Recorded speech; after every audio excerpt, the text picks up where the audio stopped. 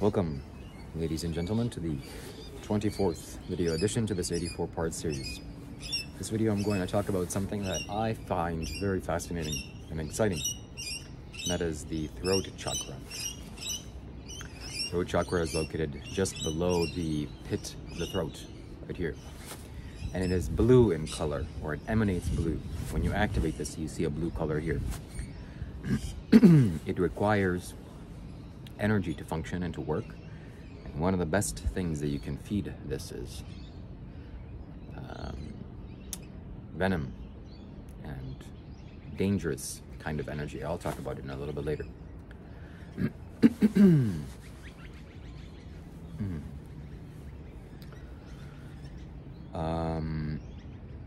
90% of people that I've observed, or 99% of people that I've observed walking this earth, have this energy center dormant. It's not activated in them.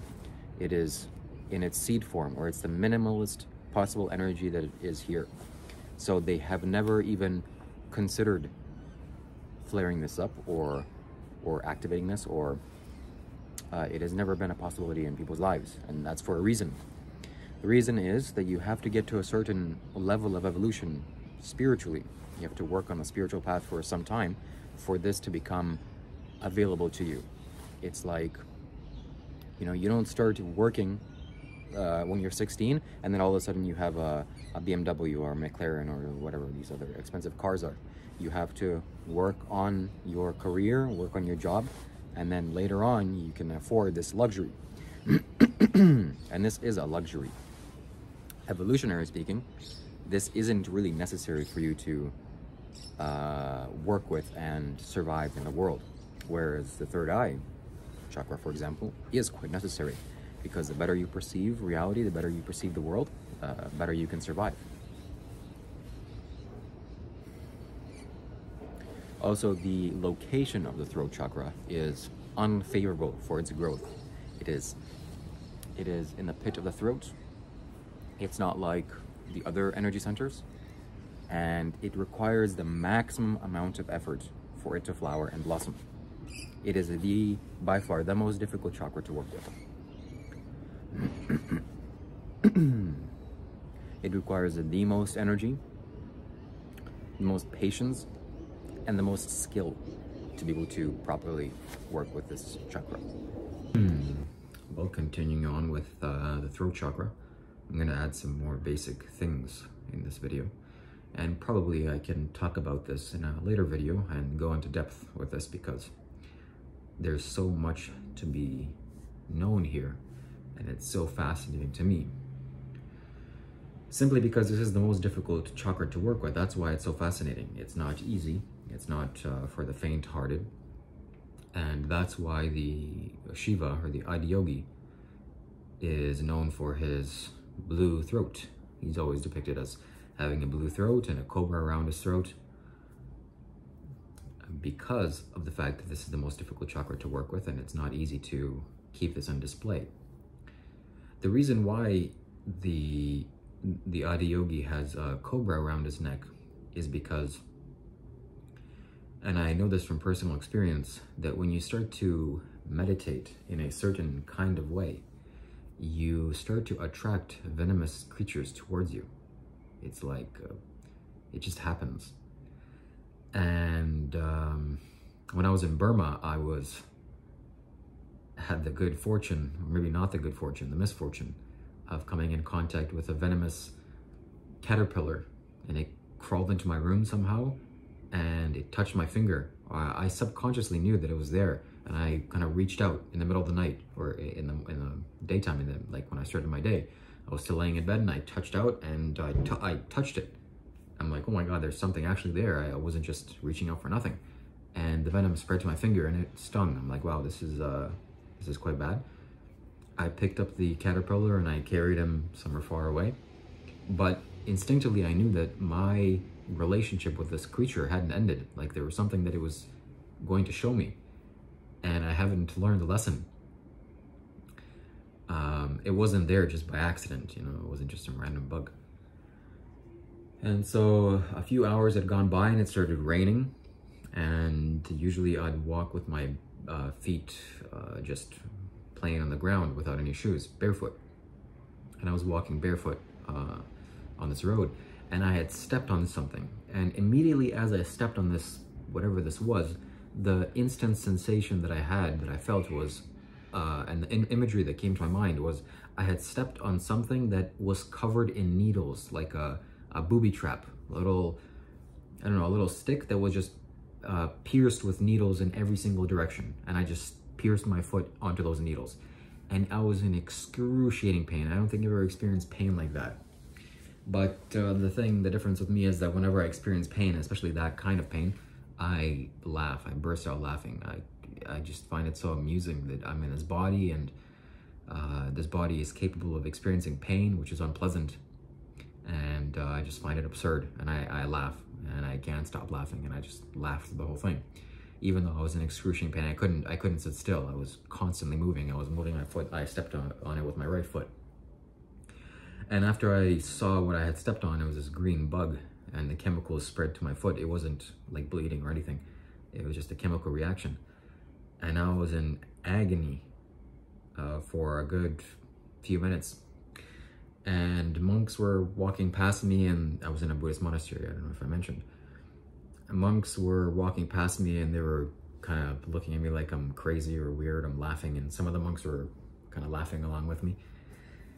And then one of the monks went into the little, like 5 meters away from me, went to the bush and picked flowers from this little tree.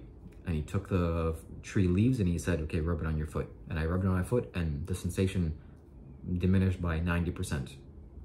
And I thought to myself, wow. And so the old adage that whenever there's a poisonous or venomous thing in nature, nature always gives you antivenom if you know where to look for it, like within 50 meters of wherever the poisonous thing is.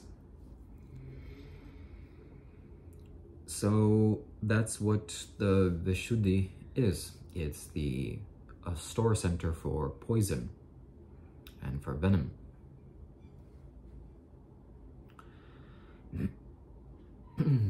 And that's what it consumes. So wearing mercury, for example, or being exposed to mercury, normally if it gets into your body, it could be a problem. It can be problematic, and it can go to your brain, and it can spread to your entire body, or whatever the scientists say. But if you have ability to activate your throat chakra, you can just consume all the poison, and it can be stored in here. And then you can choose to use it however you want. In addition to this, there's also a otherworldly dimension that this opens up. This almost is like a different, actual third or fourth or fifth dimension that you can access when you have this active. It's like your ability to communicate with the vibrations of space. If you can logically think of this, that everything is made out of atoms, and atoms are not stationary, they're vibrating. So everything in the physical world, everything in the universe is vibrating. It's active and alive.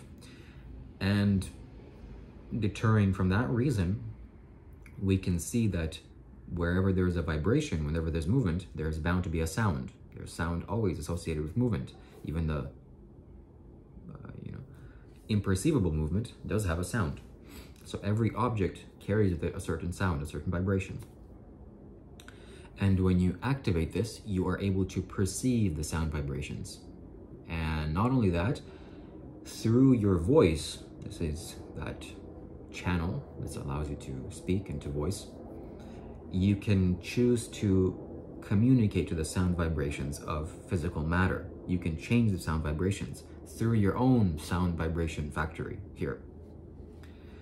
So I can choose to change the vibrational frequency of this piece of wood that's right in front of me, or maybe the wall behind me, or this cardboard right here. Why or how? Because when I change my sense of vibration here, this can travel out and change physical objects. Now, I must admit, I don't have the power or the energy sufficient enough to to say something and then have that wall be destroyed, or to say something and this catch on fire, or to say something and have this wooden block be broken. But from the various ancient teachings that I'm sure you've read, masters have had this ability, that they would speak and a mountain would move, right? That's what Jesus is saying. So this is what it is. This is the throat chakra.